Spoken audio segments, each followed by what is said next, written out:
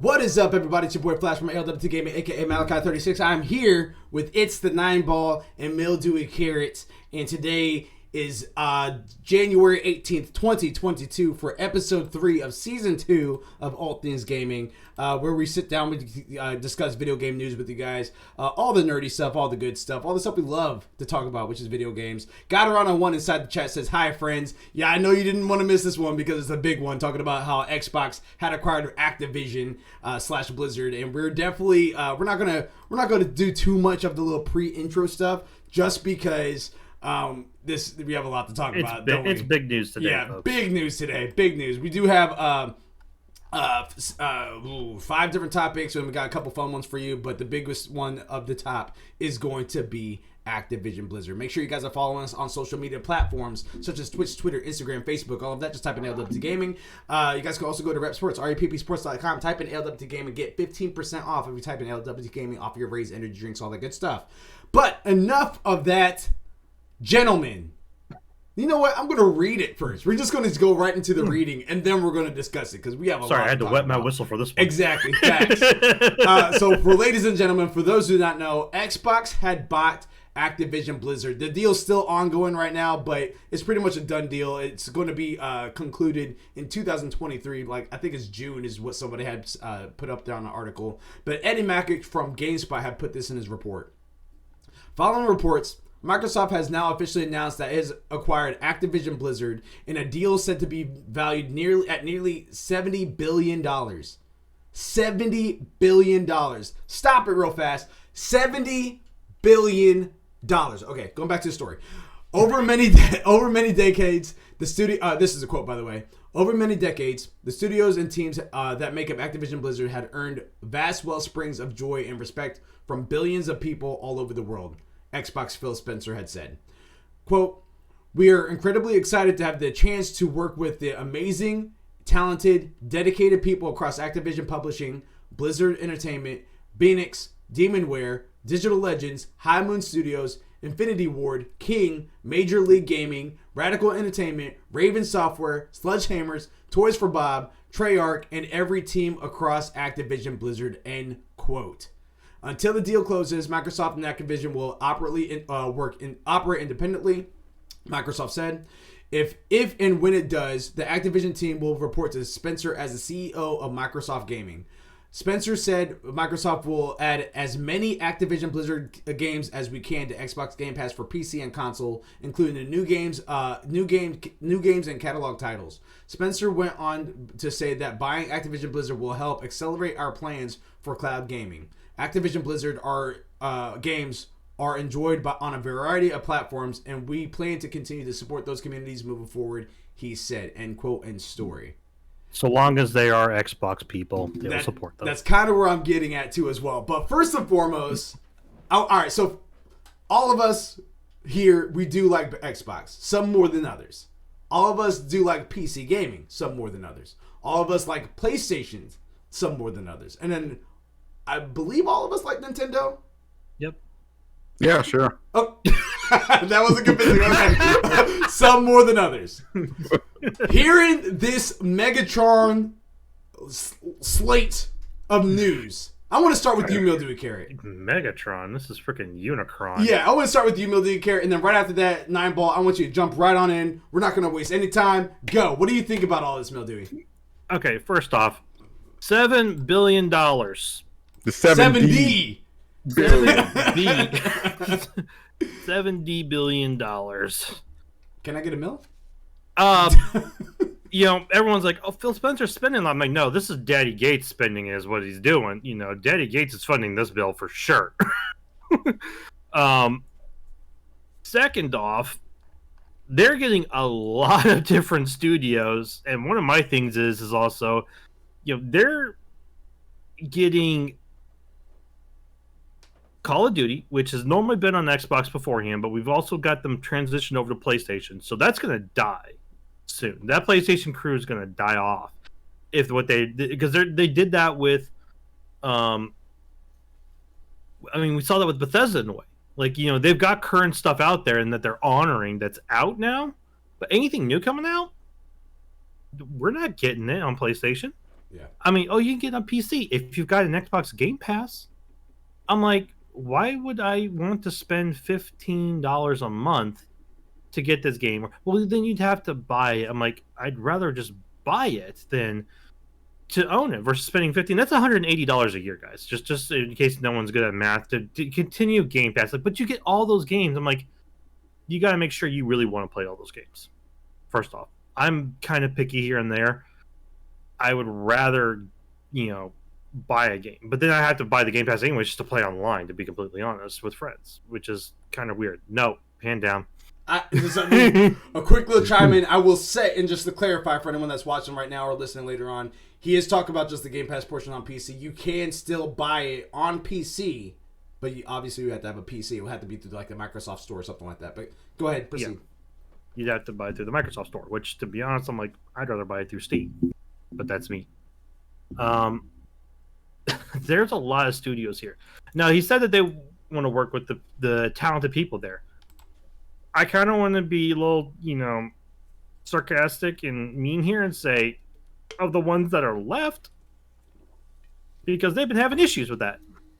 So they're going to work with them, but they've got a lot to repair too. They've got a reputation to repair. They're taking on everything that Activision had going on currently. Yes, I'm pretty sure once again, whoever was the problem there, they're chucking them to the side of the road. There ain't going to be no severance package or anything. They're like, you're the problem. Bye. Bobby Kotick. Which I am all for. I'm definitely all for getting rid of them. But then you got to work on repairing that reputation. Blizzard and Activision had WoW. WoW pretty much is almost dead because they lost everyone in this whole kerfuffle to League of Legends, not League of Legends, to Final Fantasy. They lost a lot of people to it. You've got the Call of Duty players and all. You've got the issues that they had with their Major League Gaming and everything that they got to work through. I know they were already working on it when Blizzard was just by themselves, but they're now taking on that responsibility to monitoring it. So they're taking on a huge amount of stuff here, which, I mean, it's going to happen when you're acquiring a new company. It's gonna be that you're going to have the full transition times of putting people in and everything. Getting everyone acclimated to how the company wants to run it and how everything goes. I'm hoping they keep it as a parent, child company situation to where it's like Activision is a child company of Microsoft, to where they can still kind of run their games and everything and do what they do and build them the way that they want to build them. And Microsoft is just kind of the parent company and kind of help them with releases and all. Backtracking on that, my biggest thing is, we're probably not going to see much more from that in terms of games being released to PlayStation, through Steam, Epic, or anything like that. We're not going to see games coming through there from them. It's only going to be via the Game Pass and all, via the Microsoft Store, which, for me, I definitely say is a smart business move that they bought them. But me personally, I'm kind of worried about this buy, because they bought Activision Blizzard. They bought Bethesda. Who's next on their list? I kind of want to pull out the Monopoly board and just replace everything with freaking, gaming companies and say, all right, Microsoft's going to roll. And just keep buying everything up. And Sony, I'm like, you kind of did one buy, but it's like, you need to step up here, and someone needs to also ask them what the hell they're doing. That was I keep telling you, that was the biggest thing. You don't want to go into a buying competition with Microsoft. Oh, I know you don't want to go into a buying competition with them, but someone needs to check on this, because to me, it is kind of concerning, just because they're like, oh, we're buying these to try and get more games to people. I feel like it's just to get more games to people who are Xbox players, which, don't get me wrong, is a smart thing to do to help support your company and your game brand. But in terms of looking at the entire gaming community, I'm like, there's a lot of different platforms out there, Spencer. Like, well, we got the Xbox on the PC. Yeah, but you have to pay for Game Pass. You have to get it through Microsoft or the Game Pass. So it's just a concern I'm seeing going forward. Like, now this may be it. Like, this may be just the one buy and then that's it. And then they're kind of like going to let everyone go, kind of keep the world turning. But it's enough to raise like a little red flag going, time out. What's going on here? What is this all? Or is this just stage 1 of the 32 takeover world plan by Bill Gates? It sounds like the beginning, to be completely honest with you. It does sound like the beginning. So, in terms of a company aspect, I'm glad that they're buying it. I really hope that they, clean it out, get them back up to the glory days that Activision Blizzard was at. Help repair that, get them going back on their feet and everything. As a gamer who does across all platforms, this is kind of concerning. So, Nineball, I will let you. I'm pointing the wrong way. I'll let you take it from there. All right. Since you are the more in-depth guru on that one. Currently, I was just looking up current people on there, checking to see who did what. This is interesting. It is. I see where you're coming from. This is scary in some ways. Is this Emperor Palpatine interesting, or? But this was a very opportunistic move. And to be honest, on a company standpoint, it makes sense. Final Fantasy, a lot of people say Final Fantasy is the WoW killer. WoW was never killed by Final Fantasy. WoW killed themselves. Yeah, WoW was killed by WoW. Final Fantasy was there to pick up the pieces. Final Fantasy was the mercy kill. It came in and said, "Oh, you they just." A lot of people, a lot of those channels have been checking on WoW to see what they're doing. Really, they're just waiting for them to fix it up. I mean, it's pretty big, actually. I mean, the implications could be huge.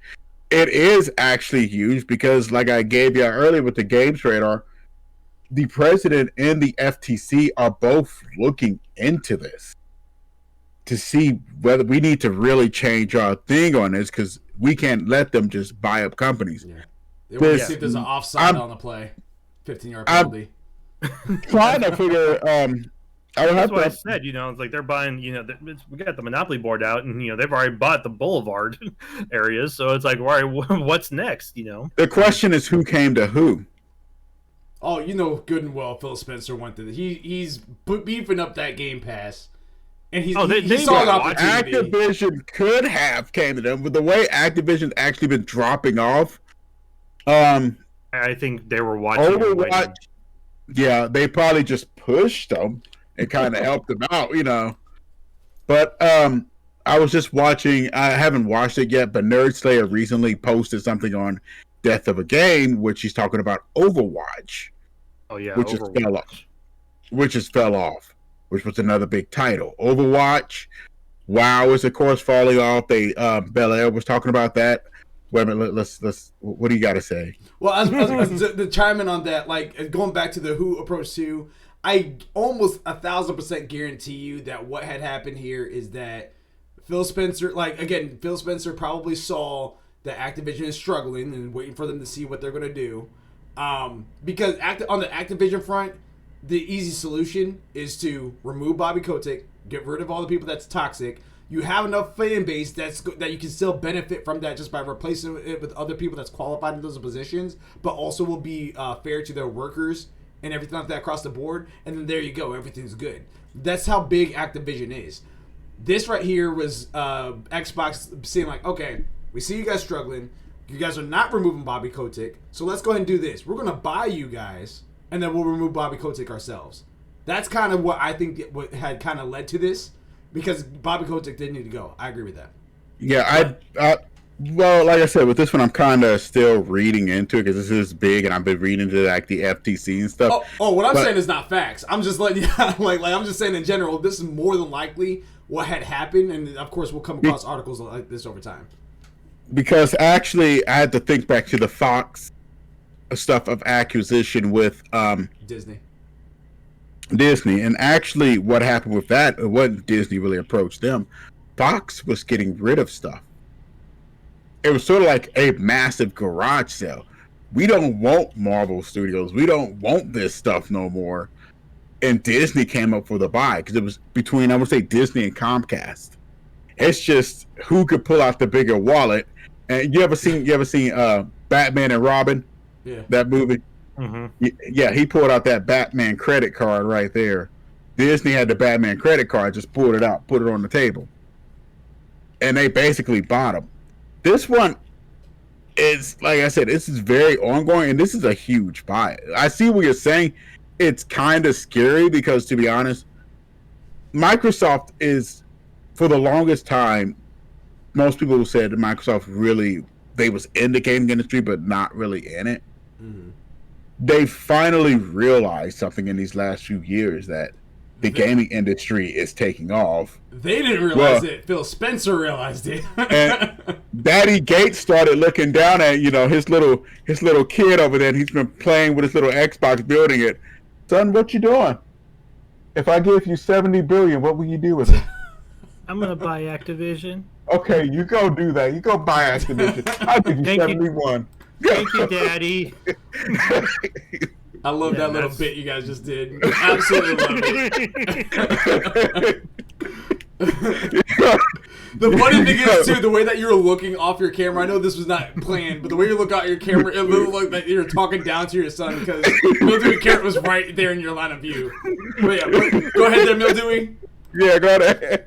Yeah, I definitely wanted to touch on what Nineball says. As soon as they announced that they were acquiring Activision, FTC and the DOJ immediately announced that they are doing a full review of merger guidelines, and they're saying the reason why, and I'm reading a quote from their Twitter post that they did, is recent evidence indicates that many industries across the economy are becoming more concentrated and less competitive, impairing choice and economic gains for consumers, workers, entrepreneurs, and small businesses. These problems are likely to persist or worsen due to ongoing merger surge that has more than doubled merger filings from 2020 to 2021. COVID is a big point in that because a lot of companies have been having issues. Little companies, they can't really make it. I said this off stream, and I wanted to put it in here, and I didn't put it in my rant. I'm concerned about those little guys too, those little indie companies. I love those indie games on Steam. I love seeing new people just coming up and pulling out these games. Ember Labs is an indie company that pulled out a fantastic game. They better be careful. They might be a pellet on Pac-Man's board. Yeah, no, that's why I'm like, I'm concerned for them. I want them to keep doing good stuff. Like, but they can underneath the Xbox logo. I'm like, I'm sorry. Is this now the battle between, is this now like the Xbox versus, I feel like Microsoft really is trying to go for it. Like, no, we're not. I'm like, yes, you are. It's like you're almost doing it, but like, no, we're doing it for the gamers. I'm like, not all the gamers.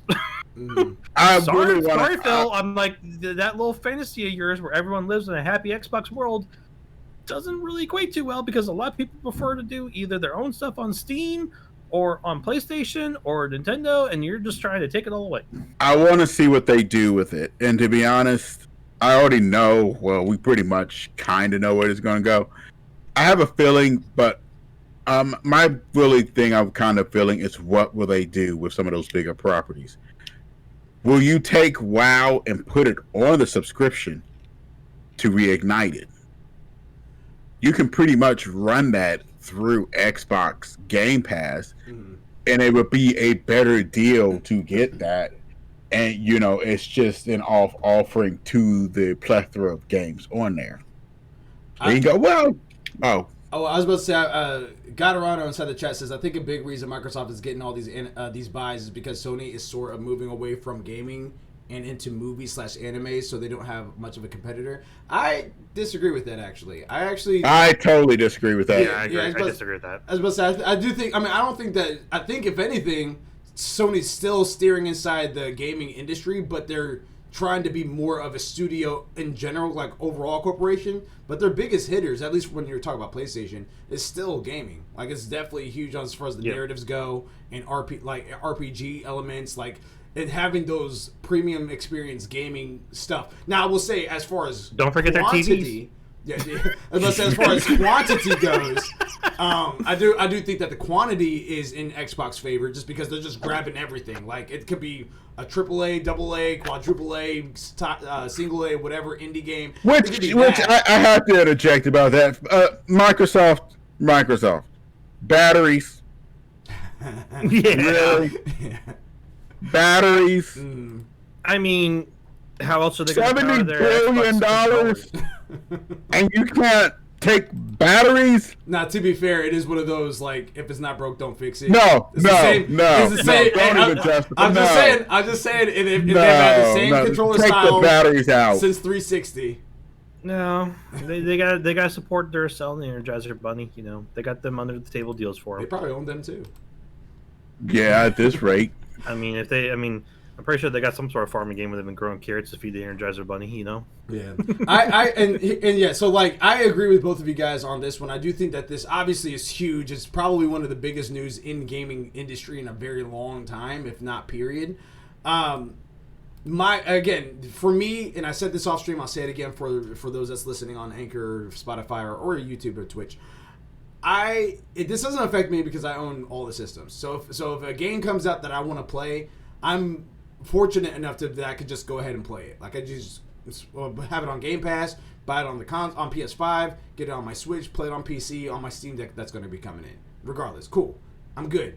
The thing about it, and I keep going back to this, and I know that this is the second time that Xbox had made this statement saying our intent is not to take away games from other people. When you do this twice in a row with two major publishers, that is your intent at this point. One time, shame on me, or one time, shame on you. Second time, shame on me. Like that's kind of what's going on here. You said it with Bethesda, and now people on Elder Scrolls, like once the next Elder Scrolls 6, more than likely is going to be Xbox exclusive. You're going to have it on Game Pass or on Xbox or whatever.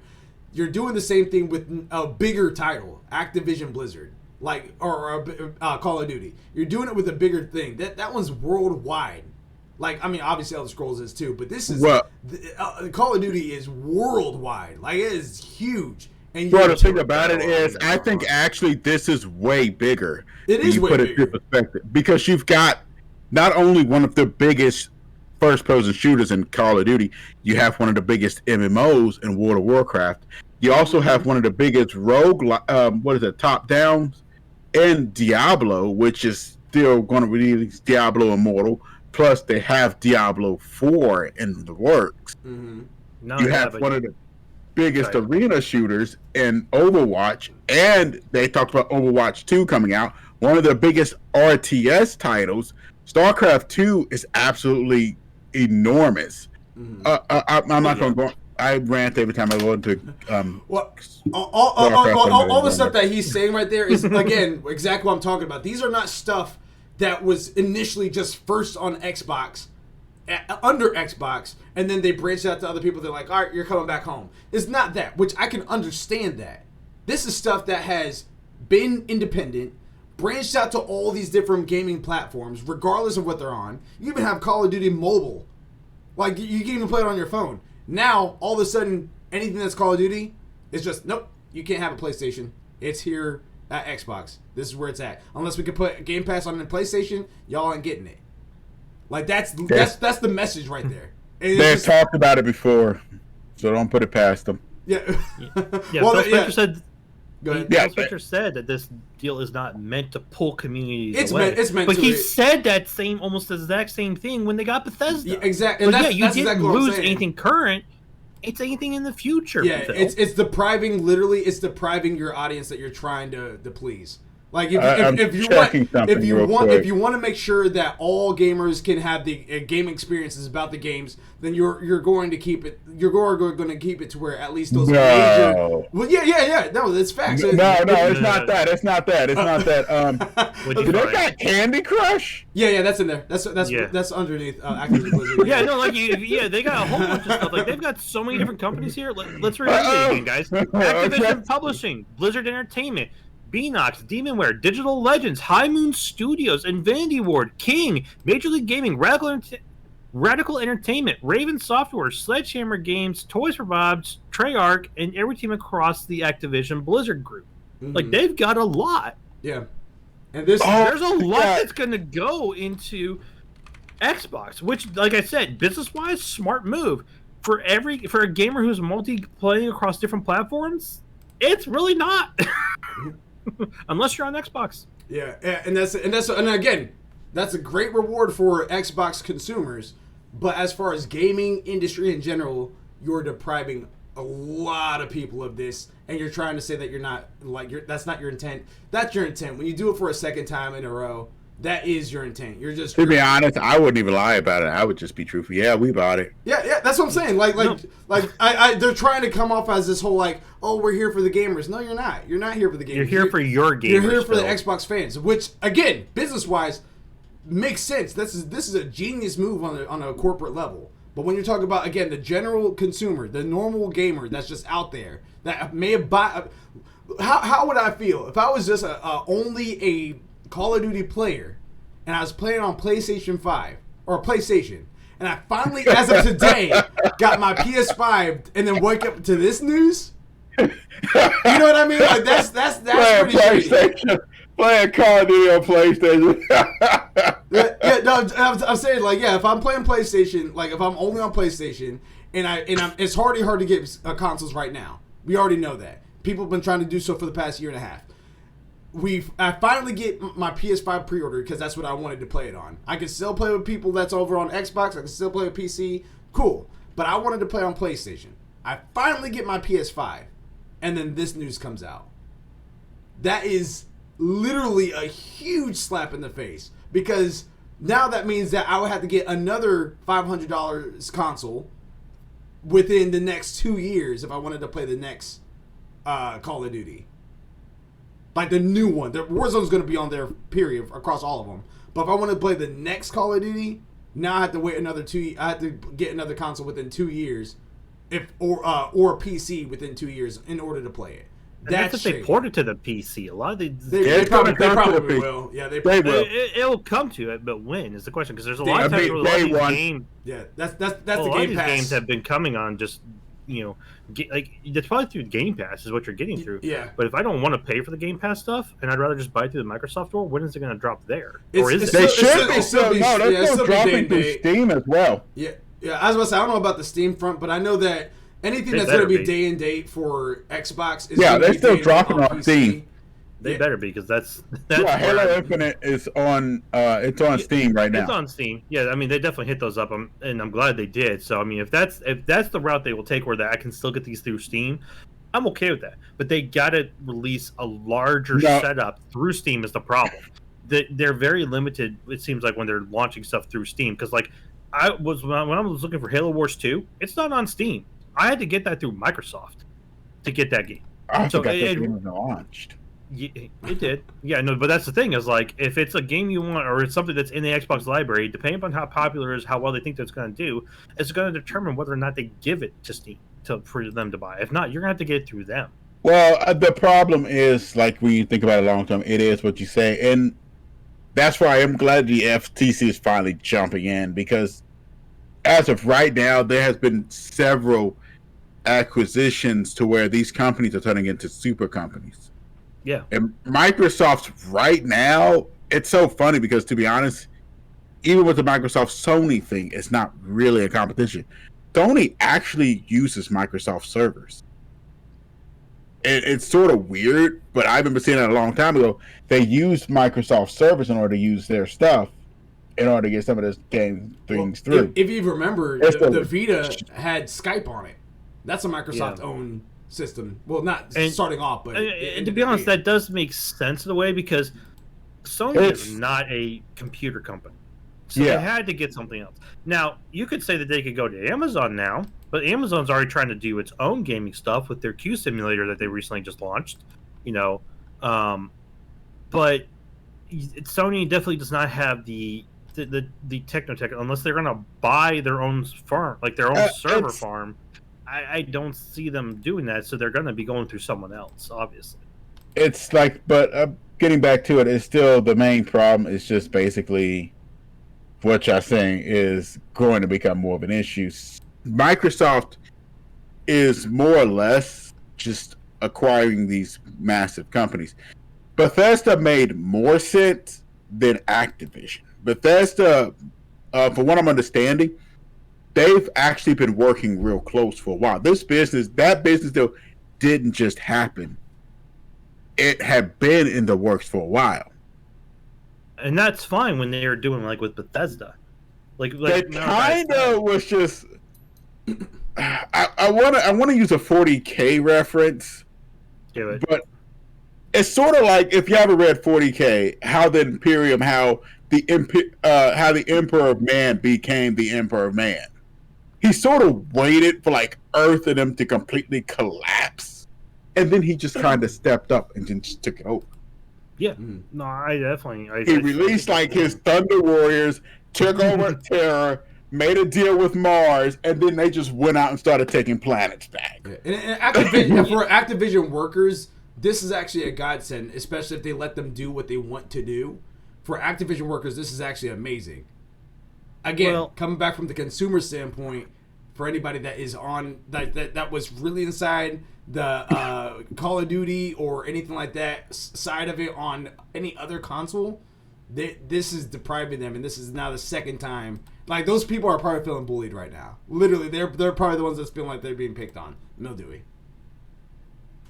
So don't forget, several of those studios that are owned by Activision, like one big one I'm going to announce, Raven, is trying to unionize because of these issues that they've had with Activision. Even if they're being bought by it, they're still seeking unionization for their studio. So how is that going to work with Microsoft if this company is unionized? I think they can make something work, to be honest with you. I can definitely see them doing it, but it's going to take a bit. They're going to have to sit down with the union of this studio to then go from there. Like I said, when you put this much money on the table, this is not an overnight deal.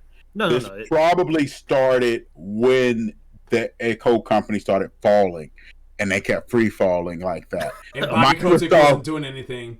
Yeah, Microsoft probably was stepping in the background. It was, talking to them, giving them hints and all that. It was kind of slowly beginning to, twist the knife.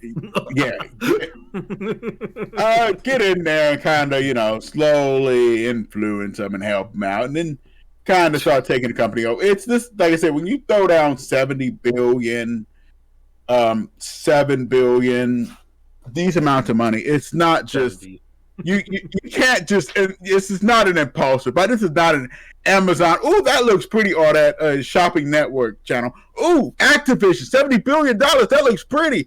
I'm gonna buy it, and you just dial it up. Can I buy your company? Yeah, sure. Why not? Okay, thank you. Yeah, it doesn't work like that. But you got it.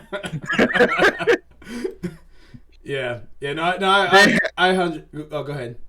You have to have huge amount of talk with companies.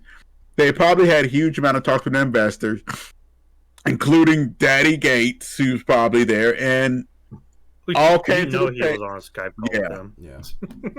Having a big long talk. Yeah, I know you ain't doing well. Let's be realistic here. Like, we're doing, but no, you're not. Let's be realistic here. Kotick, you're not doing well. He ignored all of the signs. Literally, the Game Awards with Jeff Keighley called him out. Inadvertently, but called him out. Microsoft had called him out. Sony called him out. Nintendo, who barely does anything with Activision, at least from what I can understand, called him out. Like, and he ignored all of the signs. Yeah, he ignored all his. That's like, bad when the kid that plays by himself doesn't even want to talk to you. Exactly. Don't you want to play with me, Nintendo? Yeah. No. Like, the biggest thing, just to kind of recap, guys, because we went on a rant about this, is you've got the Federal Trade Commission in the EU. Like, the FTC is already revamping and modernizing their new guidelines. Linda Khan is the newest appointment there, and she's probably not going to be as light on these guys as most other companies were, especially during nowadays with this whole tech issue we've got going on. You then have got them going to have to repair the toxic workplace environment that's ongoing.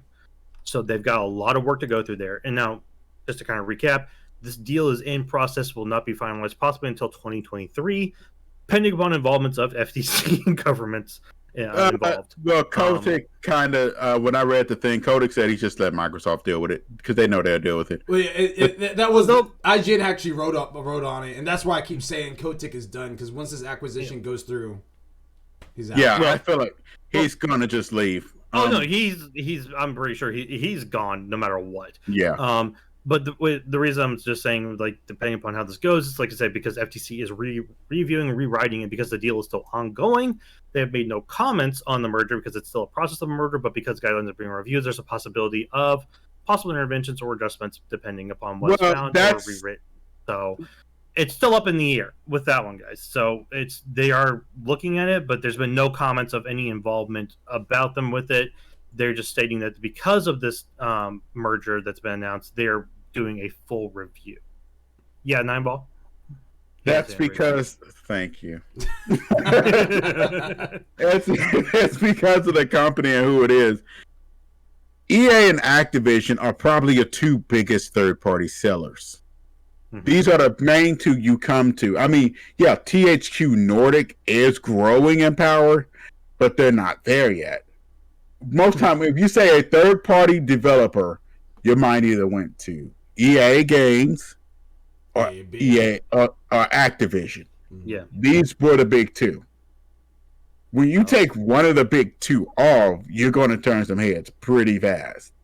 Okay. And like I said, outside of like I said, the only other company, like I said, that I could think of is THQ Nordic. But like I said, they're still growing. I mean, they got the Metro series.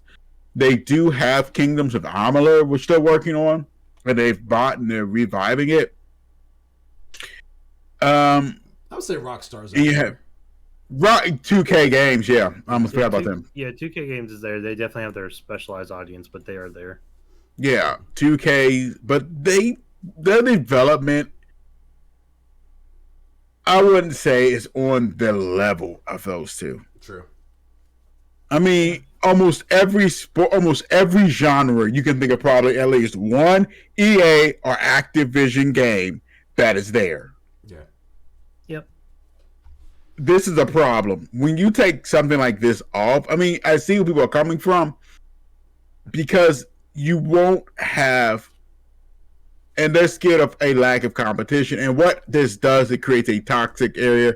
It's sort of like a Walmart moving into. So I don't know if anybody's ever watched like a video about, like, I watched this documentary on Walmart and what it does to communities. Oh yeah, no, because I've seen it happen. Yeah, it comes into an area and it just completely destroys like mom and pop shops. Mm-hmm. And it just leaves desolate wastelands. And what happened is, if that place goes out of business, it's just a desert. Because no one can get back into it because you're having to compete. Yeah, at Walmart. Yeah, and this could be a huge issue with that. They're worried about that. I mean, I hear where you're coming from, and I understand the business aspect. I do agree on to quite a few levels on that, but I do understand too this is a business thing.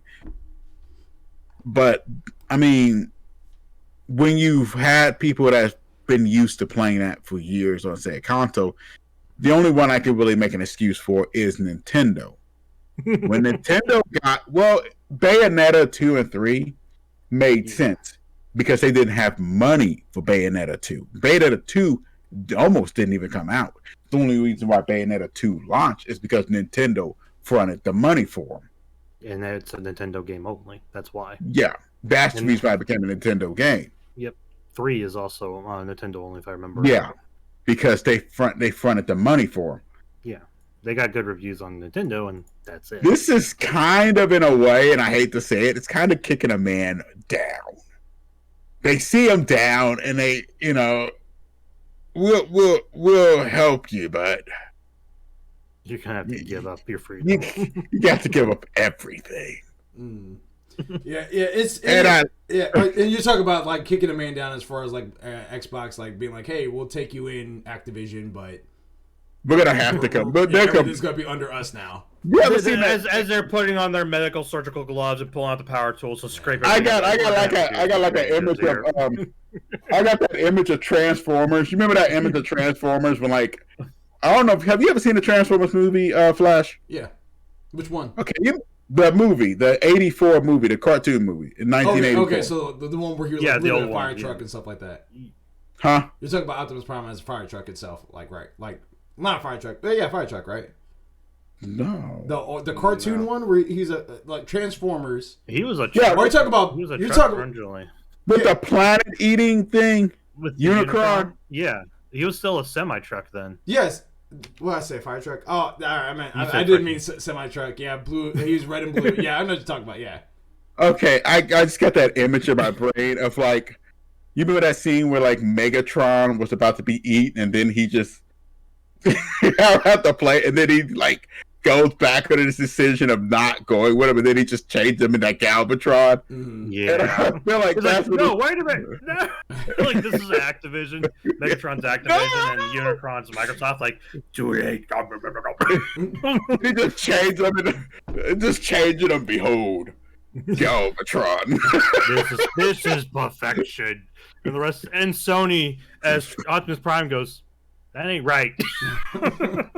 Yeah, and then you got Bumblebee as Nintendo over there going, definitely no. Yeah, this is going to be pretty big. I mean, I'm gonna have to read more into it. Probably watch it more. I've seen a couple of my channels on there, and I really need to do more into this because I was kind of busy at work. Well, sort of busy. I was able to get home a little early, but this is going to have some huge ramification. It's also like going to say it's going to have huge ramifications on trading in general. Mm-hmm. Like I said, the FTC with them stepping in, they're going to have a close eye on Microsoft. This should stop them from buying up everything. But like I said, what do they do with the properties? You know they're going to release them. I feel like their best move with them is basically you're probably going to release WoW as part of Xbox live services.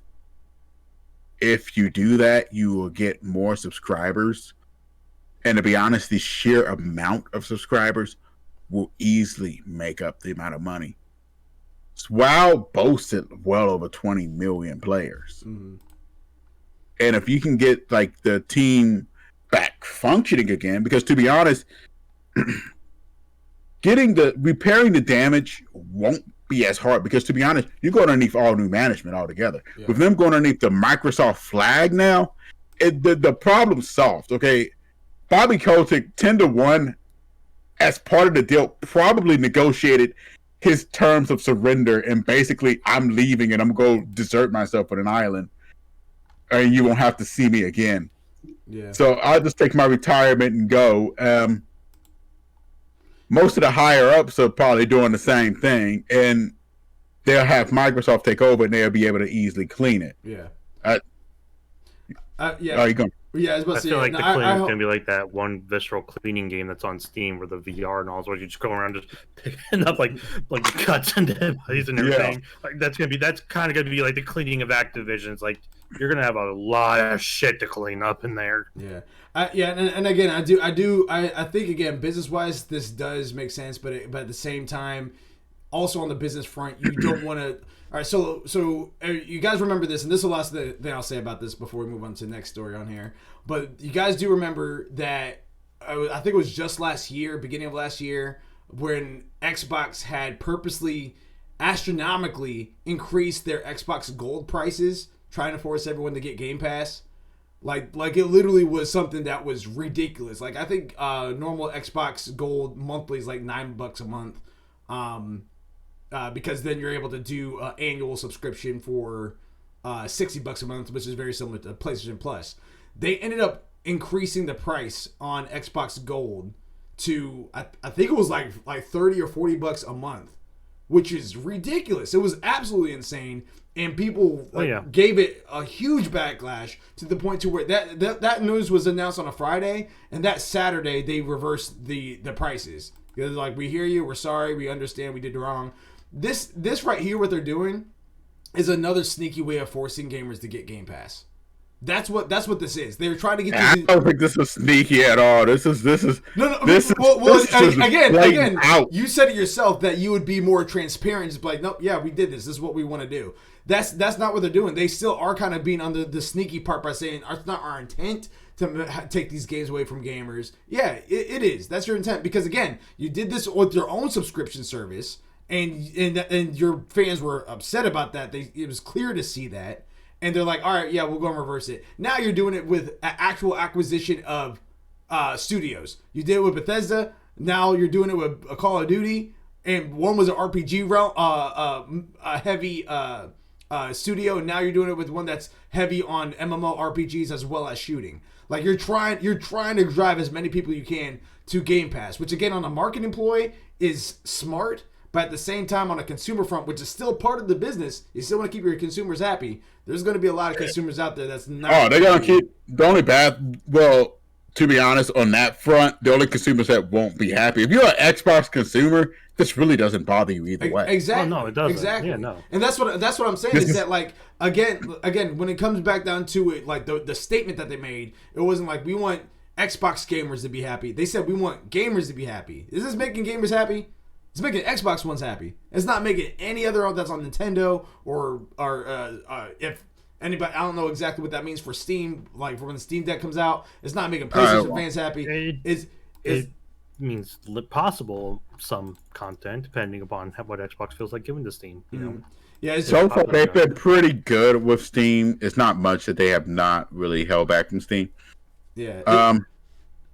Like Back for Blood, all those games that came out on Game Pass, even Grounded on Steam. Yeah, Grounded's on Steam. Well, yeah, Halo, Back Gears for Blood's War. on. Back for Blood is third party. It's not acquired by anybody. Yeah, that's right. It's yeah, Total yeah. Rock. Yeah, so Total Rock that one's but like Gears is normally Xbox only. That one's on Steam. Yeah, they've been pretty good. Which ones of Gears? It's only Gears 5. So, but that's the thing. That's the only problem I've got is just they're not giving us access to the older content on Steam, which would be fantastic. I mean, granted, you did get like the Halo Master Chief Edition. You can get that on Steam, which gives you access to that. I don't see anything for Gears on there, which I would love to play through the Gears series again. Oh my god, I love that. That's on Game. All of them are on Game Pass, but yeah, Game Pass. Point exactly. Point exactly. Yeah. I want to play with 9 Ball on Steam. I want to go blowing some heads up and chainsawing some people and curb stomping them. Yeah, but and that particular game, I can't really say much because that one did come out on original Xbox. Which makes sense. Yeah, that makes sense. It did, but it's like it's been out for so long. It's like, what's the harm of I want to play the PlayStations. I want to play Metal Gear 4: Gun to the Patriots. It's never coming out on Steam. Yeah, and that makes sense. That in itself does make sense. But again, like those were stuff that initially came out on Xbox only or PlayStation only. Call of Duty is not in that realm. Call of Duty is on everything, and you're taking it away and be like, nope, it's Xbox now. That's where I kind of feel. Again, for me, individual, doesn't bother me at all because I have them all. It doesn't even really necessarily bother you guys that much. Because you guys have a PC that you guys can have the option. You guys don't have to drop $500 on another console or $800+ on a PC to build one or anything like that. You guys don't have to do that because you guys already invested in that already previously. These other gamers that don't have those means to do it, now they're the ones that suffer the consequences of this. And that's the part where I'm like, that's kind of shady on Xbox. That kind of was a little shady. I really want to see what Sony does though.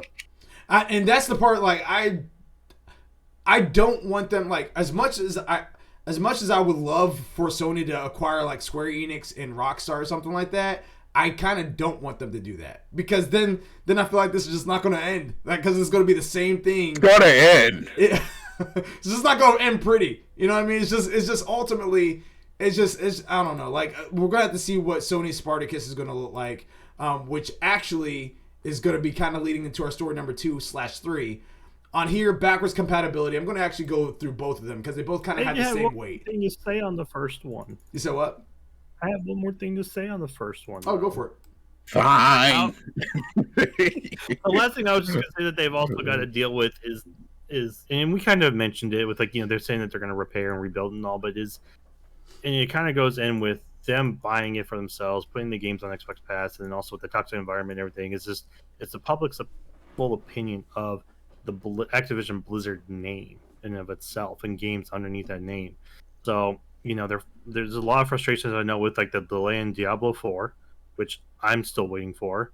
Overwatch 2, I mean, eventually, but you're gonna have to wait a year for them to get the company, and then however long for them to restructure and repair the company.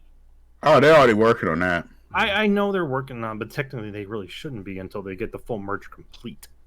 Oh, they already making plans on that. I know they're making plans and all, but it's like we got plans for you. Like I said, Emperor Palpatine, Unicron, Microsoft. But it's there's the dislike of how there's not a continuation of StarCraft. Like we need StarCraft 3, like because the ending of StarCraft 2, Legacy of the Void, left it for like we're getting towards the final confrontation, but we're not giving it yet. It's like I need this. Like the story is just so good, and StarCraft 2 was phenomenal with the way they did it. Of an individual game for each of them. I don't want to go into. We could have that argument later, but it's just there's a lot of stuff that people have been waiting on. Like as one thing Nineball said, it was like also repairing and fixing WoW. So there's that. They have to get that going to help kind of repair the Blizzard icon. They're like, well, it's Microsoft. I'm like, it's still Blizzard, and we still are waiting for this stuff from them. So there's that too that they have to work through is getting those IPs that people wanted out to them as soon as they get this merger done. So they've got a lot on their plate.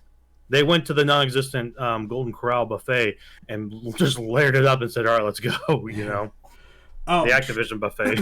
So actually, I as I'm looking through this, I'm actually going to combine 3 stories because they all kind of go together. It's going to be story 2, 3, and 5. A triple hitter. Yeah. It's a 3-for-1 deal, folks. Buy now. Only currently. So on here, backwards compatibility on the PS5. So Alessandra Barbosa from GameSpot says this. A new patent filed with Sony with the PS5 lead designer Mark Cerny as one of its inventors might give indication of improvements coming to the console's backwards compatibility. The new patent filed last year but approved this month makes specific mentions of backwards compatibility with the patent detailing a solution that allows current console hardware to mimic older ones to accurately run games. Processing clock speeds can often make games designed for slower, harder hardware does not function at all. So being able to dynamically change this for application in question seems useful.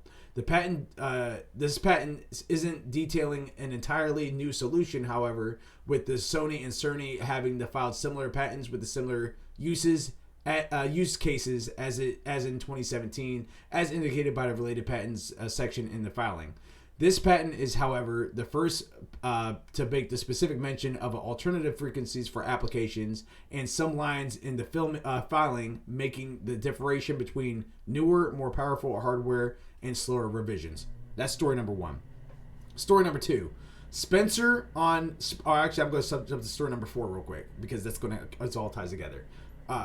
Story 5, I should say. PS4 is still in the mix. So CC Jiang from Kotaku says it's been slightly over a year since PlayStation 5 launch, and it's still incredibly difficult for anyone to get their hands on Sony's flagship console. The Sony's solution for this shortage, Sony is planning on to produce more PS4 consoles this year. Wait, what?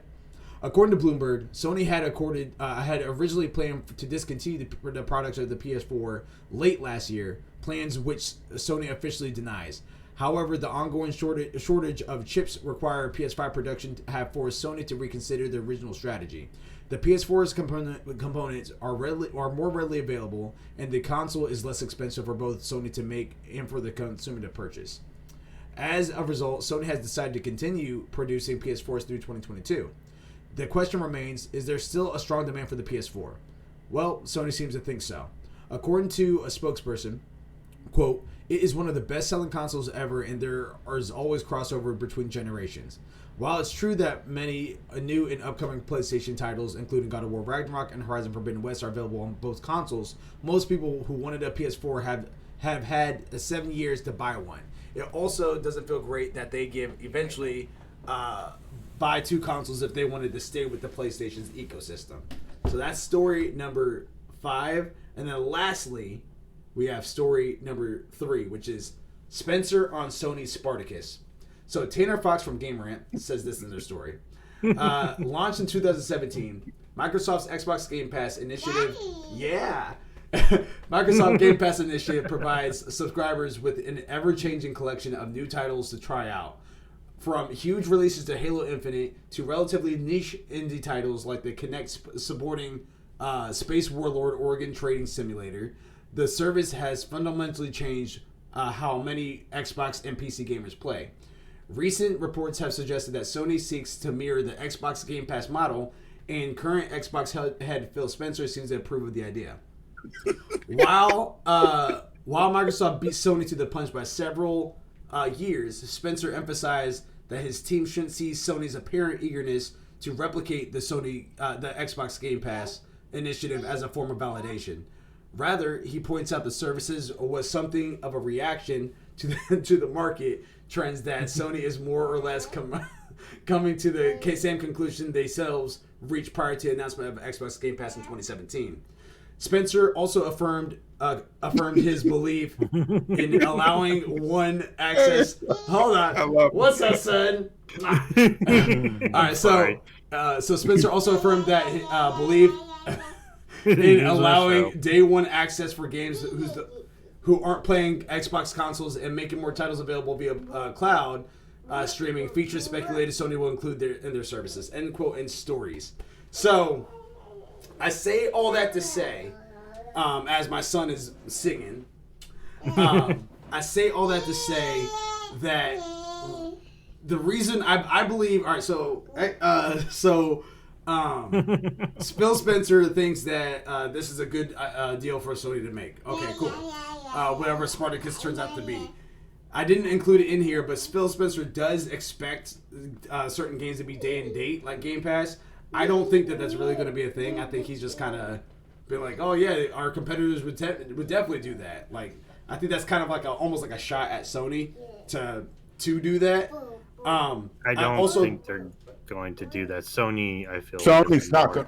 Yeah, they're more appreciative of the gaming community. I feel like in terms of like they understand, so they're just going to say we've got the online service, but you can get them other places. Yeah, it is like, again, it comes down to because Sony had touched up on that previously in the years, and they had and they literally were like, the quality of games it wouldn't make sense to put it on a subscription service because of the quality of games that we do have. Like, they want to go for that premium experience versus it. They already said it's not going to be day one though, from what for what I caught off. Well, right now the Spartacus has not been confirmed. Everything that we're saying right now is rumors. Even the announcement is a rumor. Like it coming this spring, that's just speculation right now. But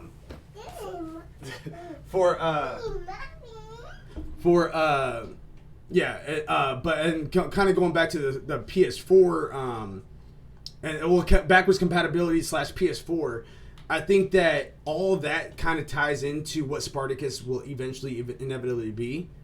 And what I mean by that is, if you're going to have yourself a Game Pass style subscription, then you're going to want to do some stuff that Xbox is doing, i.e. making sure that your Xbox 360, Xbox One, Xbox Series X, they all still connect. They're all in one hub. And technically, PlayStation has done that before with the PS3, PS4, Vita, and PS4. It just wasn't exactly to the caliber how it is right now with Xbox. So... go on ahead. Well, I was about to say, so with that being said, if they're going to be putting more of their stuff on a PlayStation Game Pass style, aka a Spartacus, and you're already having trouble getting PS5s out there, but they're going to be cross-gen anyway, you might as well go ahead and be able to sell more PS4s out there for anyone that didn't get inside the PlayStation ecosystem before, but they can still play these games with their friends when Spartacus launches. I see what you're saying on these. For me, the Phil Spencer, God, I don't know what to think of that guy. He's like, I don't know. But it's like Galactic Megatron. I have like a bunch of like movie references, kind of like Stepfather or something. He's like that guy that just destroys your life while smiling at you. Oh, that's cute. I'll show you this instead. The way Sony's doing it, and I see what they're doing with the backwards compatibility. I think the first two actually make sense together. Story 2 and 3, on the back compatibility. I feel like they're trying to incorporate the whole library. Yeah, well, that is again rumor, but they did mention that from PlayStation 1 all the way to PS4, they're trying to have that on Spartacus. Microsoft has already did that. Right. I'm able to play, like, when I had my Xbox One, I was able to put it, I think I still can, I need to check. I was able to play, like, Fatal Frame 2 for my original Xbox, run it straight through, and it recognized it. Exactly. There was a library, if I remember right, for when like they did that for the 360 and Xbox. Like there was like a library list that of only these games would work, and I'm not sure. I can't remember if it was like an architecture issue or what, but they had a large list. Don't get me wrong; it was a giant list. But it's like you're having to go through just to confirm whether or not your game's going to work before you try and even stick it into the device. Because you don't want to. You didn't want to risk that red ring of death for no reason. No, it's working on my not on the 360, but my Series X. Oh, on the Series X. Oh, you got a Series X? No, it doesn't. No, not a Series X. My Xbox One. I'm sorry. I confused the names. Okay, I confused the names. Okay, if they would name it one thing, FS. Like, what are we doing? NSFF. Wait, no, wrong way. But no, that's good because that means that they've been increasing that library capability for the backwards compatibility. I just remember when I had the 360, and trying to go, which I still have my 360, and trying to go like from Xbox into that, there was a limited library that you could do that crossword compatibility. But the day it kept going is good, and I'm glad PlayStation is getting into the aspect. And the comments they made about it they make sense because as a gamer on PC and all, like I've got a lot of old games, like I've got my old MechWarrior games and stuff that I really want to play on my PC, but I can't because I got Mortal Kombat. Well, I haven't found a port yet for mine. I think there's a port out there for MechWarriors 2, if I remember. But I got like MechWarriors, like I got like the old stuff, like MechWarriors 1 and all with the clan packs and everything. I can't play them on my current system because it's a really weird codex that's in there. Was like an old security codex that I can't get rid of, that it just will not allow it to run and all. So there are stuff in some older games that just, and we could talk about this off stream now, so we could sidetrack. Yeah, I'm sorry. It's one of those things where it's like the older the game is the older the architecture of that game. So trying to put on newer systems that have different compatibilities, frame rates, codings and stuff, there are some things that do need to be tweaked. And the fact that they're looking into that to try and get that up is very good. Should they have had that beforehand? Obviously, but the fact that they're working on it, I do thank them for it. I do have one quick little comment that it's impossible, but I would love to see, like, if you're going to go the backwards compatibility route, I would love to see those game files that I had saved on my PS1 and PS2 be able to be updated on my PS5. You can't because you had memory cards back then. I will point out Nintendo's recent attempt with that. Well, even that, I mean, they didn't even remove the coding for saving and didn't even change it. Like, yeah. That's what I was about to say. I would, in a perfect world, if I'm able to go back and pick up where I left off on the bouncer on my PS5 and be able to play through all those scenarios. Which, by the way, I really hope that the bouncers will be included. My question would be where are you going to stick the memory card to get that data? It would be if they did something like that, you had to start from scratch again. Yeah, you would have to. Yeah. Unless someone built a USB converter that could plug into a old PlayStation memory card to allow you to download from there, I highly doubt it. Yeah, and again, that's just obviously it's not ever going to happen. It's just wishful thinking. Like that would be cool if they did that. If I wanted to go back to that nostalgic type games that I used to play, Legend of Dragoon. I would love to pick up where I left off on that game. I was at the end of disc 1. I feel like actually with Sony, one of the biggest systems isn't what you think. I think one of the biggest system problem was actually the PlayStation 3. But ton of complaints about the PlayStation 3's architecture was one of the biggest issues. Really? That's why they did the overhaul for 4. That's why it's a completely different overhaul. Yeah, the 3's that whatever advanced chip or whatever system they put in there made developing games for that system absolute hell. I remember. They have a lot of problems. That's why some of the game stuff from that when they have such a hard time with, because that system is so complex and weird. Yeah. With the, well, let me get back to these other ones. I'm glad to see that they're going. I'm worried. I'm wondering how they're going to do there. If Spartacus is the answer, because I feel like we're heading towards it. How much will they put that in? How early will they put their games in? Xbox is already touting day one access. I don't think Sony should. I seriously doubt Sony's going to put all their new games day one access. It would be way too. If they did that, that would be absolutely stellar. They're not going to do it though. They're not going to do it like that. It doesn't. It kind of goes against their MO when they're talking about again premium gaming. Like that doesn't make sense to do on the game qualities that they currently have. Like they put a lot of production in Horizon Forbidden West, in her God of War Ragnarok, in Spider-Man 2, in what's going to be Wolverine. They put a lot of production in that. There's no way that could be on the subscription service. Absolutely no way. You can't. I mean, it depends. You can. I mean, I love, like I said, like with me, I do like my AA game, and I did like the presentation. I think one of my favorites of that one was Hellblade 2. And that is coming to day one on Game Pass, which I am excited for, but I'm still going to buy anyway. The medium is absolutely beautiful. I did buy the medium, and I will be going through it. But did you get through the production scene yet? Get the what? Did you get through the wheelchair scene yet? Wheelchair scene. I guess there's a wheelchair scene in the medium that once you get to that point, then the game itself just gets like it goes from a 5 out of 10 straight up to like a 9 out of 10. Oh, okay. We're gonna go up there. Yeah, yeah. That's what I've been hearing. I obviously haven't played the medium, but that's literally what I've been hearing from all reviewers and gamers and stuff like that about the medium. But I wonder how. I mean, with their servers, how much will they price it? If Spartacus is that, and I feel like this one will be because Sony is attempting to compete with Microsoft. If you've noticed on the PC front, Steam has just recently released God of War. Yeah. The new God of War was recently released. Yeah, that's Horizon Zero Dawn was released. Final Fantasy VII already pre-ordered. Yes, Final Fantasy VII Remake is released on Epic Games. Mm-hmm. And they're also, and I'm glad that they're sticking with it. I mean, I just want to see the prices of that one. And what was the third story, real quick? They're all kind of the one was Phil Spencer on their Game Pass style. The other one's backwards compatibility. The other was them making more PS4s. The PS4 thing, I guess, in some ways makes sense.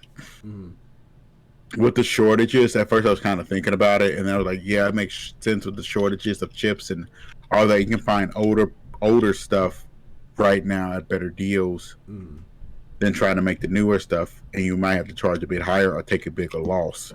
If you already have a PS4, then this story is not for you. This is for people that initially had an Xbox One or 360 or don't have a console and want to jump inside the ecosystem in general, and now they can get it and still play with their PS5 buddies as well as their PS4.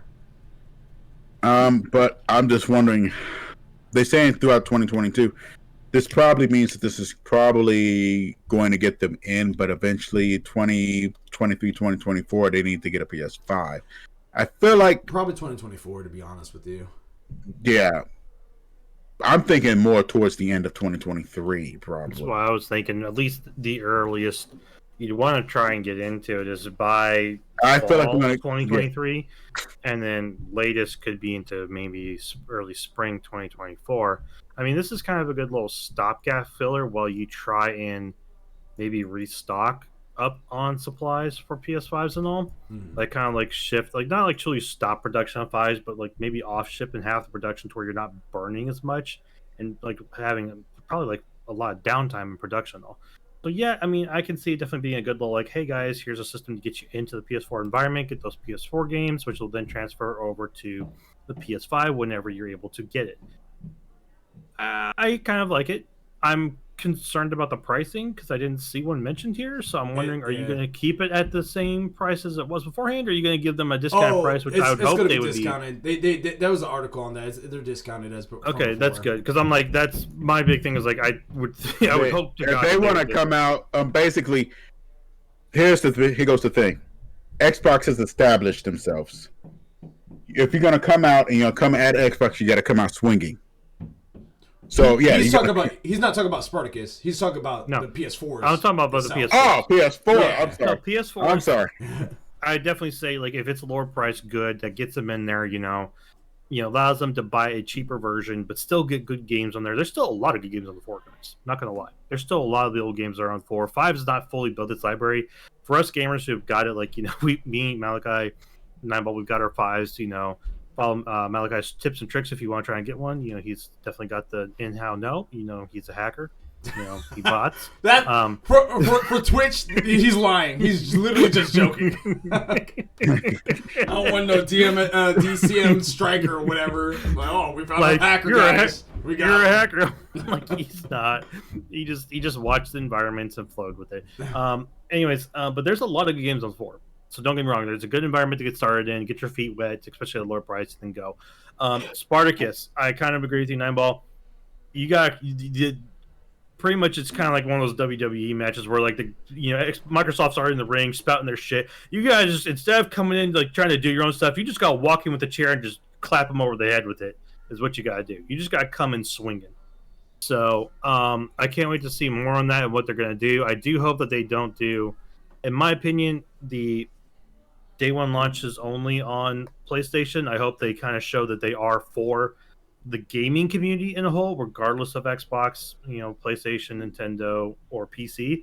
So I hope they do launch stuff that are from their companies onto other systems as well. The only thing about that is their first party titles will be their first party titles regardless. If it's theirs, I understand that completely. But anything else, like, I feel like that they should I'm hoping they do, but if not, I'm like, all right, we're getting into this type of fight, so, but I definitely agree that they need to come out and definitely give their all into it to really counteract or stand up to the Game Pass. So, actually, I want to make a couple predictions here now that we're on that topic real quick. Starting with you there, Nineball. I mean, starting with you there, Mil. Actually, we'll start with you, Nineball, then Mildewy, then me. All right, we know that there's rumored to be 3 tiers for Spartacus, which from a reliable source, so more than likely that's going to happen. What do you think each one of these price points are going to be at? And we'll go on an annual basis. So right now it's $60 a year for existing PlayStation Plus. So what does that say for you as far as how the future is going to be for these subscription tiers? They will probably have one for that one for the $60 plus. This will probably come with the normal, like you got those greatest hit titles. Mm-hmm. This would be probably considered your tier 1. Tier 2 would probably be about $20 more, about 80. I'm a 60, yeah, 70, 80 bucks. And then you would have maybe the one with the first party titles, and that would be probably a tier 3 one. Now, so you're saying like a $20 increase for each level? Maybe, actually. So I mean 60, 80, 100. So it would probably be like, I'm trying to figure out how to do this. I was thinking more down the line of like monthly, because I was thinking, like, how much is it monthly? Probably like a 9. I'm thinking for me like a 9 to 10, a 15, and maybe a 20-25 or something like that will probably be the 3 tiers. Let's see. I was about to say, I know that Mildewy did the math for the Game Pass Ultimate. I mean, that was what, 180? Yeah, it's like $15 a month, and it's like for 12 months, it's like 180. So, I mean, you would have to, if you're going to charge people on a 3rd tier, you would have to make it tantalizing. You might not have a day 1 launch, but you might have maybe a week to a month after it launches. Then it comes to your tier, and then it'll come to sort of, something like that maybe too. You might get access to the, I wouldn't say just the demos. It might be like actually they didn't mention demos is what they're toying with, but I wouldn't be surprised if they let you do like an early access for like a week, and then after that, the early access trial period is over. You have to buy the game if you want it. So 1 month for PlayStation is $10. 3 months is $25. 12 months is $60. Yeah. Okay. Is their current membership, and that's including the greatest hits, the 2 free games in the PlayStation Plus, throughout the year, for each month throughout the year. which those prices could range from anything from like a $10 game up to a $60 game, guys. Just throwing it out there. Yeah. That's what you get also when you buy a PS4 and buy the subscription. Just saying, So you've got those 3 tiers currently. So Okay. again, asking the question on that one. So are you sticking with the 60, 80, 100, the 9-ball? I probably will. If it's like either that or you would have to go down in price. You would have to drop the other tier down, like the gold. You would just get gold for maybe $5, $10, and it would drop to maybe $50, and then you would do 60 and 80. Okay. What about you there, Mildewey? So, with the way they've got their membership set down currently, and then you got the Game Pass one. I don't know Xbox's memberships. I'm actually gonna pull Theirs is exactly the same. It's $60 a year, and you get 2 free games. You get 1 Xbox OG game along with it, because you get like the 2 free, and then you get 1 OG Xbox game. I can't remember if it was 1 or 2. I think it's 2. I think it's 2 and 2. 2 and 2. Okay. Yeah. Let's see. Get 2 that start off the beginning of the year, of the month, and then halfway through you get 2 others. Yeah, that sounds about right. Yeah. So and then you're gonna have to and that's separate from Game Pass, right? Yeah. Yes, That's Game Pass is $15 a month. Oh, that's Game Pass Ultimate, 15. Yeah. So it's like $8 for Game Pass normal or something. Then Ultimate is 15, which is what we did the calculations on. If you bought the Ultimate, because it's like a $7 differential, like you're spending like 180 a month. So A year. I feel like PlayStation isn't going to go the Xbox route of doing 2 different subscriptions. I feel like they may kind of merge it together and kind of maybe go almost kind of along the prices that 9ball's talking about.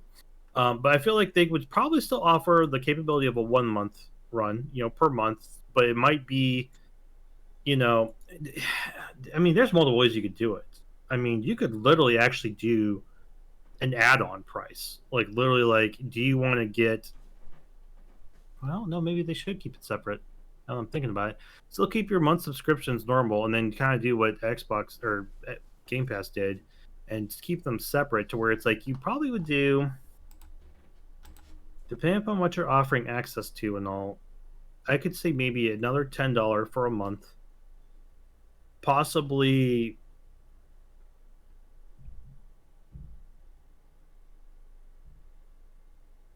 See, this is very interesting of the 3 tiers. Actually, let me clarify this with you, Nineball. Were yours separate of the PlayStation membership, or was yours inclusive of the PlayStation membership? Well, actually, for just for clarification, Spartacus is the PlayStation membership revamped. So it's not going to be separate. PlayStation Plus is Spartacus.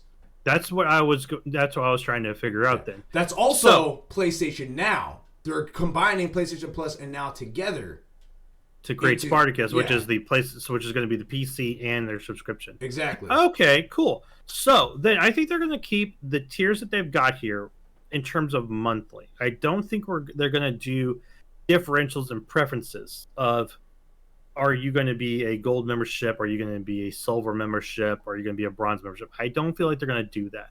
I think more or less the tiers are probably going to be the monthlies, which is probably going to be for 1 month is going to be possibly around 15 to 20. The 3 months, I would say probably around 30 to 35.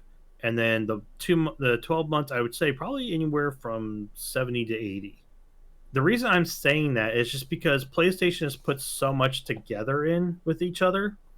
Like, they just have combined so much with their membership towards, like, if you've got the premium, like if you've got the PlayStation Plus membership, you've got almost access to everything for $60 a month.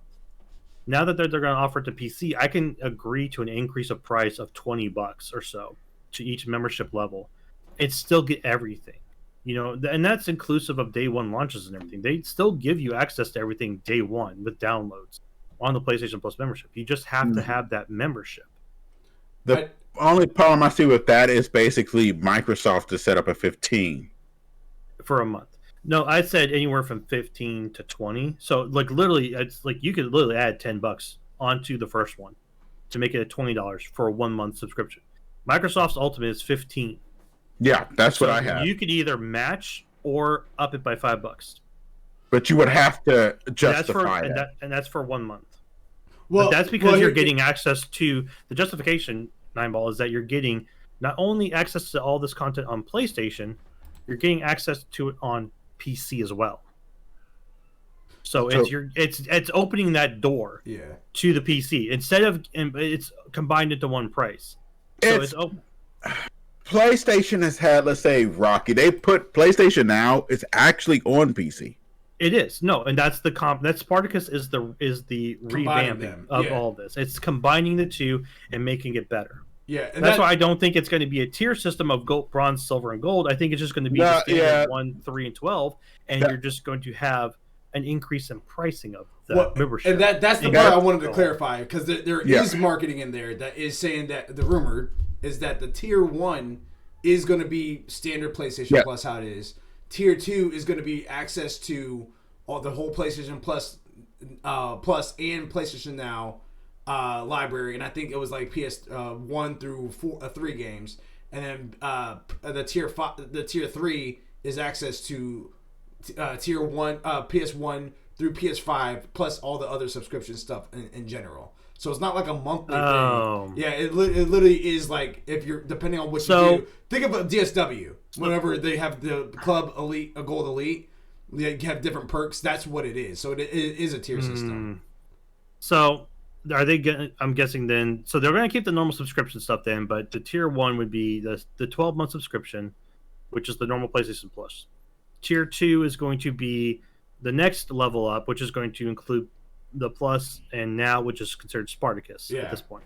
Plus access, I think you said 4 games and such, 3 and 4 games. Because the whole think about this is the first time I've read into it, guys. Like, so I apologize for misconstruing this. This one's completely slipped my radar. I was still blown away for Activision's. Yeah, I was about to say just imagine that PlayStation Plus goes away and PlayStation Now is just nothing. They're completely restructuring it. They're still going to call it Plus, but it'll be like PlayStation Plus, PlayStation Plus Plus, and PlayStation Plus Plus Plus.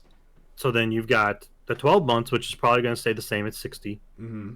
Then you're going to have the next tier, which I would probably say if it's got it's still going to be 12 months, and if it's got PlayStation 4 3 games and PlayStation Now, I could probably say you could get away with anywhere from a $30 to a $40 increase with what they're offering. And then for the ultimate, which would be everything, all the, like you said, PlayStation 1 libraries, 2, 3, 4, plus, and they did mention PS5. Perks. They did mention PS5 games too.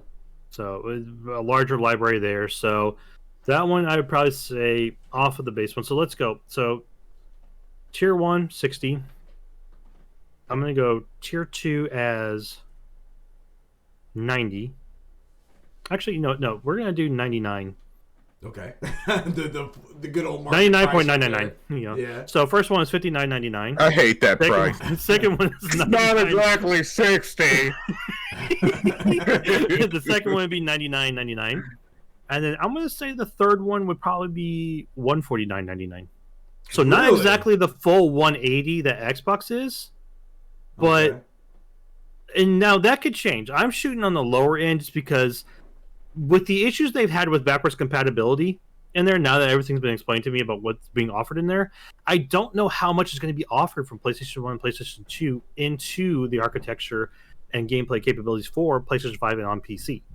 Now, if they're able to really give us a large library and a good amount of games, I could probably say maybe matching Game Pass, Xbox at Game Pass at 180. I could see that because they're offering a large amount. But like I said, because of my concern is just because of how much backwards compatibility they've got available, I don't see them having a lot currently, unless there's something that I am completely missing, like I just missed currently with this Game Pass update. Or, not Game Pass, Spartacus update. You know that. Anyways, so I feel like that's going to be kind of where it's going to be shooting for. The end one is adjustable pending upon what's being offered. But I feel like they definitely would go that high if you're going to go those routes. I'm kind of in the same boat too as well. I think it's good. I think the tier 1 is going to be 60. I think I'm kind of indifferent. Like I'm right in between you guys for tier 2. I think it'll be anywhere between 80 to 100. And I think so. I think PlayStation will surprise us and have the highest one be 120. That's what I think it will be, mainly because they surprised us with the price of the console. Like, it's just it's that so that's annually and not yeah, annually, yeah. Monthly, no one's doing that price monthly. But yeah, not on PlayStation. I mean, yes, PlayStation offers a monthly now, but mainly a lot of players prefer I do mine annually. Yeah. Yeah. Plus, on top of that, take in consideration normally around November, which I don't know if Spartacus would do the same thing, but normally around November is when you can get plus for discounted amounts. So yeah, so you can save even more money on top of that. They probably will put it on sale because, to be honest, you want to tend to make it tantalizing and pull people over. Yeah. Yeah, and you're still getting, like, even just for the base tier. That's why I said they're leaving the base plus tier is 60, because even at sale, that's a good price for a full year of games, and you get 2 free games a month, and those games can range anywhere in pricing, and it's like completely random too. So there's a large library they can pull from as well to give you free games. So it's a good deal. Like, I feel like it's a very good deal, and there's very good structuring there. And then just adding on to it, just depending upon what you package into those next 2 tiers, will affect pricing. I think they could go up to $100 for tier 2, depending upon what they throw in there, especially with 4 and 3 games. The concern is the 3rd tier, which is concerning their whole library, but with their issues with backwards compatibility, I'm kind of wondering how that is going to work really, in terms of getting those games ported over, especially, going back to what you said before, Malachi, with the PlayStation memory cards. Nintendo had this exact issue where people tried to save a game and they're like, there's not a Nintendo save card recognized. I'm like, well, no shit, it's on a freaking Switch. Now, to be fair, I will say that you can still get PlayStation 1 games on your PS4. Like, I've been able. That's why I played my when I went back and I was getting my butt kicked on Final Fantasy VIII when I just could not beat Adel. Remember when I was talking about that and I stayed until like 8 in the morning trying to beat him, ripping my hair out? That was on my PS4. So, like, there's ways to do it. It's just, how are they going to go about it? So we'll kind of have to see what that looks like. I do want to jump on over a couple quick ones for you guys, just to throw it out there and something to think about. Well, this was more on the lines of me and It's the Nine Ball. Final Fantasy XIV is returning. So Brian Ashcraft from Kotaku has says this in a story, saying that Final Fantasy XIV is so popular that Square Enix stopped selling the game last December. The servers were over capacity, causing long waits and impacting the experience. Now, producer Naoki Yoshida says digital versions of the game will once again be available for purchase starting January 25th, thanks to the beefed up data centers.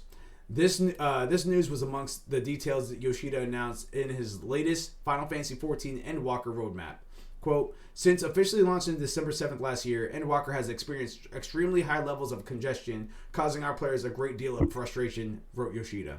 Quote, the task of rebalancing jobs also remains, and we will continue working on this and other adjustments. Little tidbit in there, they are actually buffing up a lot of character classes on a recent article that I actually read up. So that's just a little update for anyone that is interested in trying to jump inside Final Fantasy XIV, is that Final Fantasy XIV digital version is returning. It is a monthly subscription, so it is something that is, I think it's like $12 a month.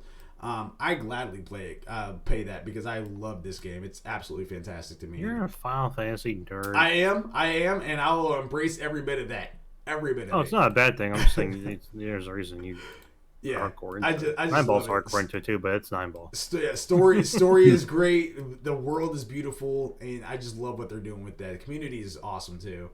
And a couple fun ones for you guys, which we actually talked a little bit on this. I know I'm on the opposite side of the spectrum. You can skip that first one. No, I'm going to talk about it. My Hero Academia Battle Royale is coming, and Wesley LeBlanc from Game Informer says this in their article.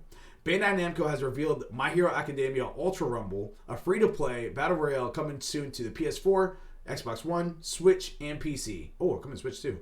This new Battle Royale set in the universe of the popular manga turned anime, My Hero Academia was announced in the latest issue of Weekly Jump, a Japanese magazine, as reported by Gamatsu. All that we can glean of the game so far is what's shown on the Weekly Jump, which Gamatsu has 2 screenshots of, so be sure to check out the report of some more details in Japanese and multiple in-game screenshots. quote, team up to win a 24-player Rumble in a multiplayer action, the magazine reads. According to the reveal, Bandai Namco has plans for a closed beta test for My Hero Academia Ultra Rumble, which is not unusual for battle royales or free-to-play games for the matter. As for those who expect the game, so we see All Might, Shoto Todoroki, Katsuki Bakugo, and of course Izuku Midoriya. End quote, end story. I do want to throw out there too as well, I did try to sign up for the beta. It's all in Japanese. You have to have a Japanese account. I'm very excited about this because I think, like, again, the show in general has a lot of tournaments that is very similar to this style. It is Battle Royale, which is very, very polluted, if you will. But I think if any Battle Royale is going to work in this fashion, I think this is definitely up there, and I cannot wait for this. Story number, the last little fun one on here is Steam Deck on track.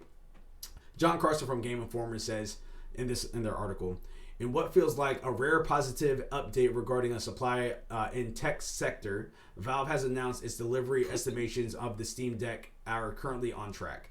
The update, which was posted on the Steam community site, gives the good news that the first batch of handheld PCs will ship out in late February. By now, we're all well versed in supply chain issues, challenges presented by working remotely during the pandemic and chip shortages, some of which delayed the Steam Deck once from its original launch window.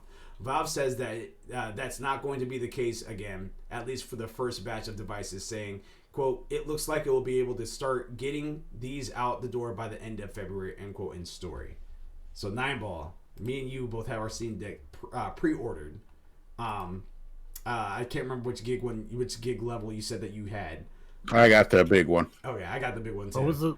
What was the levels again? Oh, I have to look it up. Hold on, let me go to it. I got it right now. Okay, but all I know is that there's like the one that me and Nineball has is the one that's like $650 or something like that, and I cannot wait for this Steam Deck to come in. I can't wait to start playing my PC style games on my 4K TV. That's what they allow you to play. Yeah.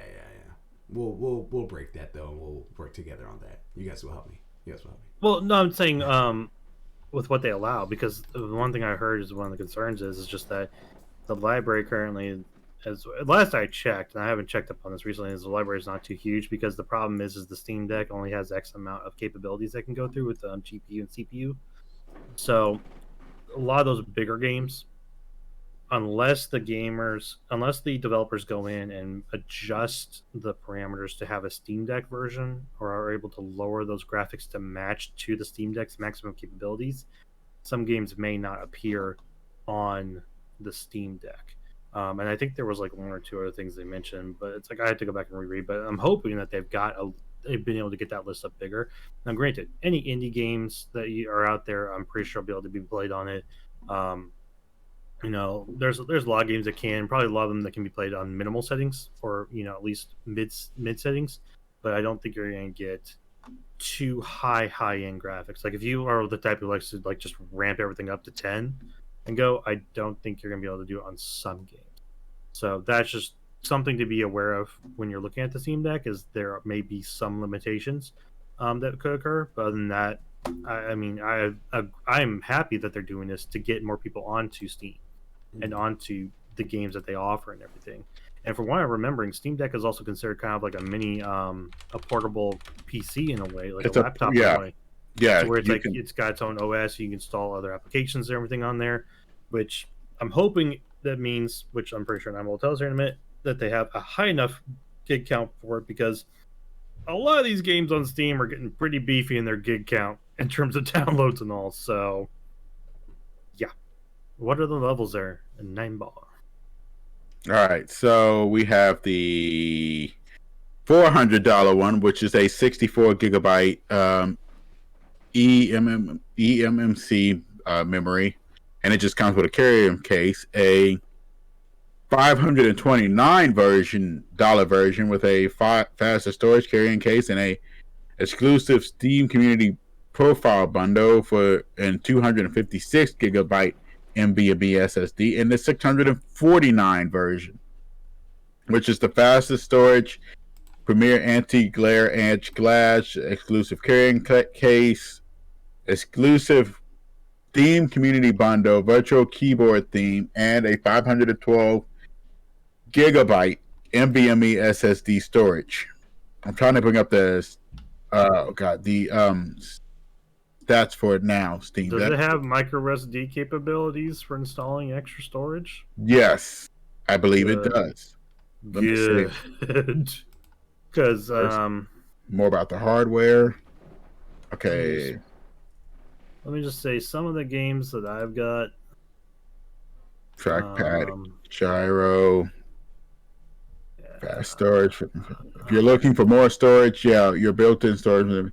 Yep, you can augment your built-in storage with a micro SD card. Oh, thank God, because there are terabyte micro SDs out there, and I'd probably recommend getting one if you're a very heavy gamer, because 500 is not going to go that far, guys. Not nowadays. Yep. I actually already had to delete stuff off of my system just to download. What was I downloading? I had to download a game for something, and it was like I had too much on there. I was like, "Well, guys, remove stuff." Oh, South Park. I was trying to play South Park, and I was like, "No, you can't because you're already overstocked." I'm like, "Already?" Mm-hmm. Like this is just PS4 stuff, guys. I haven't even hit the 6 stuff. I'm kind of looking at it like, all right, what am I going to delete now when Forbidden West comes out? Like, good lord. Ooh, yeah. Like, ladies, I have to wipe the entire account, you know? Ladies and gentlemen, that is our episode 3, season 2, ALWT Things Gaming with the 3 amigos talking about, again, just video game nerdy stuff, having a good time. This Thursday is going to be our first 2022 Sin segment stream. So we're going to be playing a campaign style game at 8 p.m. Eastern Standard Time until 10 p.m. And we'll find out what that game is. I know that me and It's 9Ball have been playing with Gravity Mark II. Been playing a little bit of Origami 2. Had a little fun with that, doing a little ninja stuff. Only on Xbox. Well, no, it's not. That's on everything. It's on Game Pass, but it's on PlayStation as well. We'll find out what campaign game we're gonna link up and party up so that we guys could see some new streams there. Make sure you guys also check it out. It's the 9Ball stream. I know that he's been doing a lot of Plague's Tale, not Requiem. Innocence. Yeah. Playing a little bit of that, getting through that, and then we have literally a month from today until Horizon Forbidden West comes out. Literally a month. My pre-orders are already in and cooking. Yeah. The timer is counting down, and now I have to, like I said, go back and look and see about how much I have to delete off of the system just to get ready for it. Oh, that was simple for me. The kids deleted a lot of stuff. My nieces and them, when they joined, all I got to do is delete The Sims 4 and Fortnite, and I got plenty of space. And this Saturday is also that's how much they take up. Our revamped 9 to 5 segment. So we'll find out what we're going to be able to do for that. So be on the lookout for any social media posts for whatever stream that's going to be happening, because I'm pretty sure that was the Rock one, whatever the one that's on PlayStation Plus right now that came out. Deep Rock? Deep Rock, that's it. Yeah, Deep Rock is what we're going to be streaming for that. So be on the lookout for when we go live. I call the Grumpy Dwarf. Ladies and gentlemen, again, like I said, this has been ALWT Things Gaming. We love you guys. We appreciate you guys. Make sure, again, lastly, before we go, if you guys have Amazon Prime and Twitch Prime, you guys can link them together to have your Twitch Prime account, whatever, and then you can you get a free sub monthly that you guys can go ahead and give to any Twitch streamer. You guys can utilize it for us. We would love that. We would appreciate it. That's easy money. But if not, you guys could use it for another Twitch streamer that you guys appreciate and love and enjoy. Make sure you guys are doing that, because other than that, that's, again, it's free money. It's free money. It's Amazon giving us $5. So if you guys want to utilize that sub on a monthly subscription, please do so. It's not going to cost you anything additional. Until next time, everybody. Control. Alt. Complete. Peace. Don't you say it. I don't say it.